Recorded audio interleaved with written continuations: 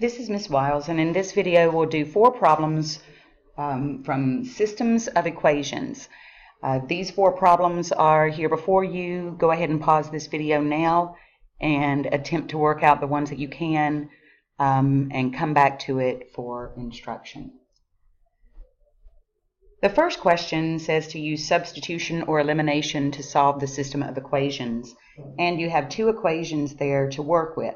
Now, since you have multiple choice, it's easiest in this case to use substitution because you are actually able to substitute values into the equations to determine which of these ordered pairs, A, B, C, or D, make both of these equations, equation 1 and equation 2, correct and true.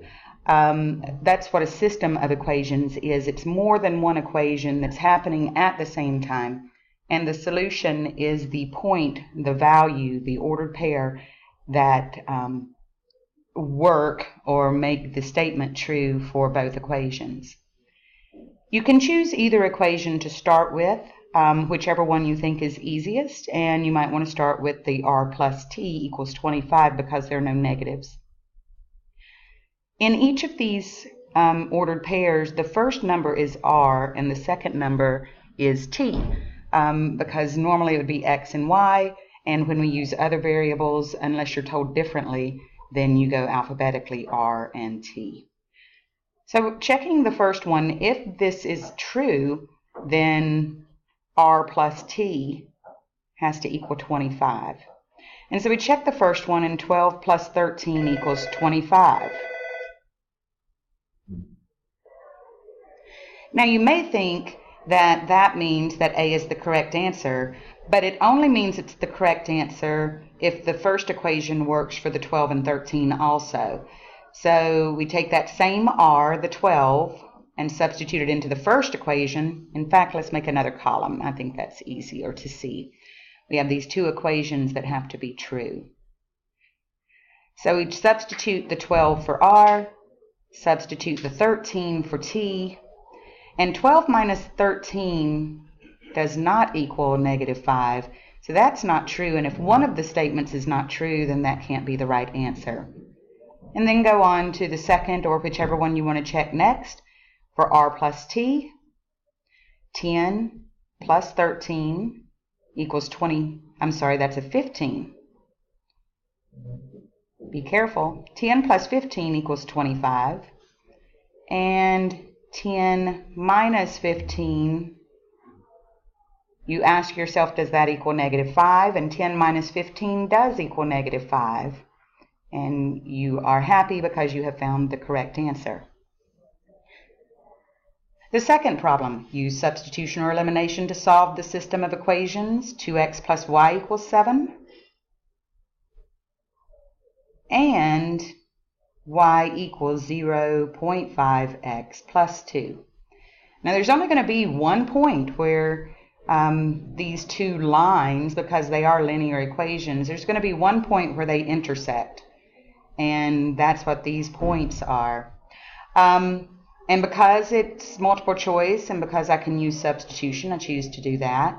The first number in the ordered pair is x and the second is y. Now 2 times 4 plus 2 would have to equal 7. Well, 2 times 4 is 8 plus 2 is 10, and that does not equal 7, so this one's not right. Eliminating A. Checking letter B. 2 times 3 plus 2 would have to equal 7, but 6 plus 2 equals 8, and that's not true, and it doesn't match this 7. It doesn't equal 7, so we eliminate that answer choice. Then 2 times 2 plus 2, because we're substituting here for the x and here for the y, is 4 plus 2, and that does not equal 7. By a process of elimination, we can pretty confidently check D, but let's just make sure. 2 times 2 plus 3, does that equal 7? And we have 4 plus 3 equals 7, and that's true. And then on the other equation, we have y is 3 does 3 equal 0.5 times 2 plus 2? Because it has to work for both, and we want to make sure so that we haven't made some kind of mistake. Well, 3 is 3. 0.5 times 2, 2 times 0.5, or half of 2, you know it's 1, but 2 times 5 is 10, and bring that decimal here, and 1 plus 2 does in fact equal 3, and we can confidently move this over so that you can see what I did there, and choose D as our correct answer. Number 3 asks you to graph the system of equations, and how many solutions does the system of equations have? Well, let's take it a step at a time and graph the system of equations. You would take them separately, equation 1 and equation 2, and we need to graph those. Well, this is the kind of question that we would be able to use a calculator. And we can't really use the calculator until we get this equation in standard form.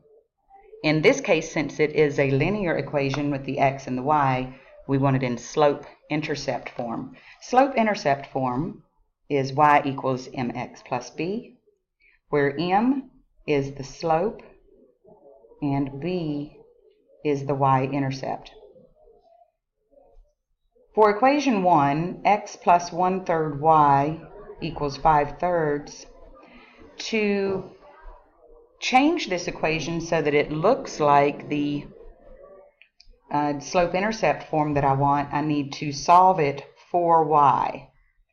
To do that, I subtract x from both sides of the equation because I want to undo what is being done on the side of the equation where my variable of interest is, and x is being added here. So I want to subtract it so that it will be eliminated, and on the left-hand side I will simplify it somewhat to 1/3 y.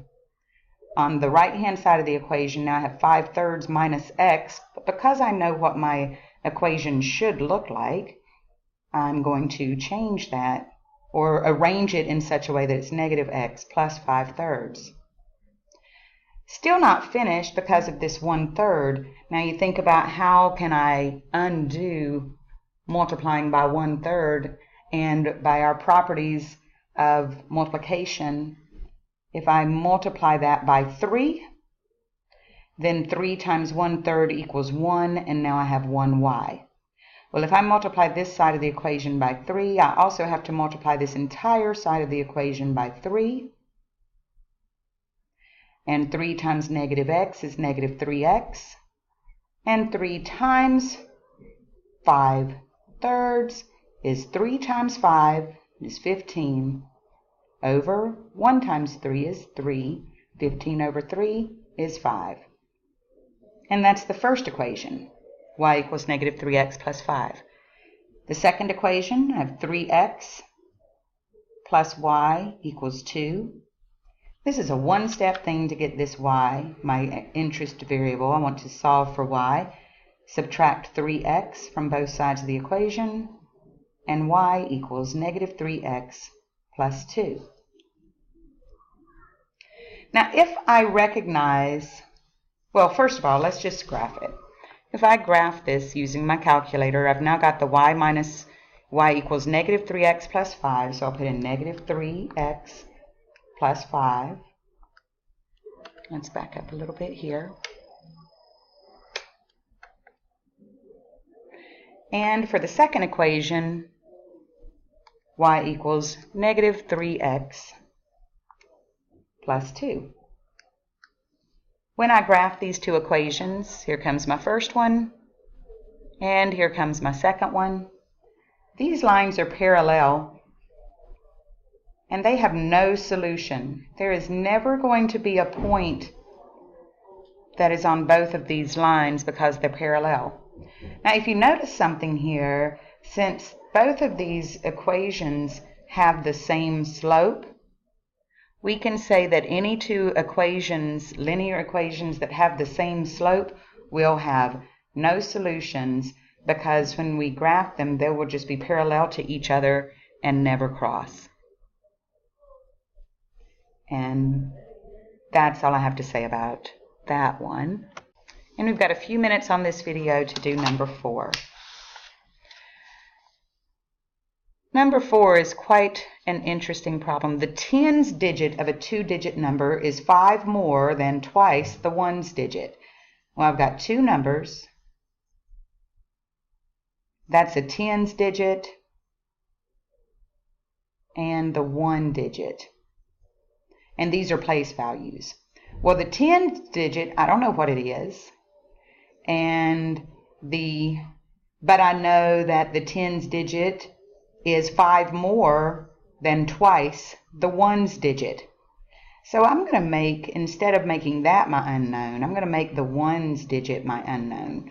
The 1 digit is x. Well, the tens digit is 5 more than twice the ones digit. So the 1 digit is x. The tens digit is 2x plus 5. The sum of both of those digits is 8. So if I add these digits, that equals 8. So now I have an equation to solve for x. 2x plus 5 plus x equals 8. To solve this equation, first I look on the right-hand side and add the 2x and the x because they are like terms. So 2x plus x is 3x. And plus 5 equals 8. Then I still want to solve for x, so I need to subtract 5 to undo this adding 5 that's being done here and also undo it here. Or actually, the reason I'm doing it here is because it's an equation. I have to do the same thing to both sides of the equation to keep it equal. Now on the left-hand side, I'm left with 3x, and on the right-hand side, I have 8 minus 5. Those are like terms, so I can actually do the math, and that equals 3. 3 times x equals 3. Divide those by 3 to undo this multiplication that's being done there, and 3 divided by 3 is 1, so 1x equals 3 divided by 3, which is 1. The number is what we're looking for. What is the number? What is the 2-digit number? Well, x is 1. So my 2-digit number here, since this one was x, this number is 1. I can already tell if I look at these, C is probably the right answer. But just to be sure, the tens digit would be 2x plus 5. And since we discovered that x equals 1, 2 times 1 plus 5 is 2 plus 5, which is 7, and the answer is 71. Number 4 was not really a problem for systems of equations, but we had two expressions. We have this relationship between two digits in a 2-digit number.